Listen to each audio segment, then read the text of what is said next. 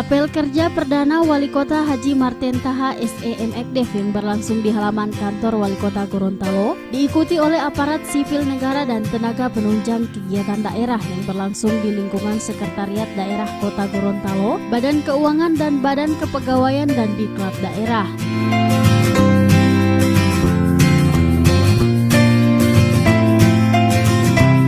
Sebelumnya pelaksanaan pemerintahan Kota Gorontalo dijalankan oleh PLT Wali Kota Dr. Charles Budidoku yang selaku Wakil Wali Kota Gorontalo karena Haji Marten Taha SEMekDef harus melaksanakan cuti dari tugas sebagai kepala daerah karena akan mengikuti sejumlah tahapan sebagai salah satu calon dalam pemilihan Wali Kota dan Wakil Wali Kota tahun 2018.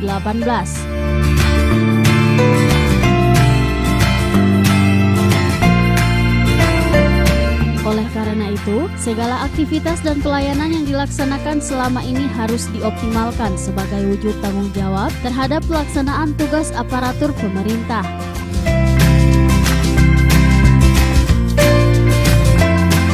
Menjalankan roda pemerintahan, memimpin dan mengendalikan seluruh aktivitas pemerintahan di Kota Gorontalo ini. Tentunya selama kurang lebih 4 bulan 9 hari saya meninggalkan tugas. Sudah banyak yang dilaksanakan oleh saudara-saudara sekalian terkait dengan penyelenggaraan pemerintahan, pelaksanaan pembangunan, dan kegiatan-kegiatan pelayanan kepada masyarakat. Maka oleh karena itu saya berharap agar semangat saudara-saudara dalam menyelenggarakan dan melaksanakan tugas baik ASN maupun tenaga penunjang, saya jangan sampai kendur.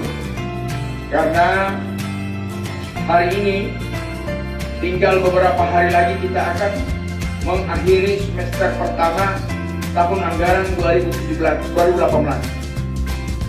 atau segera kita akan memasuki semester kedua, atau dalam setiap rentang waktu evaluasi kita, yaitu kita akan memasuki di bulan ketiga.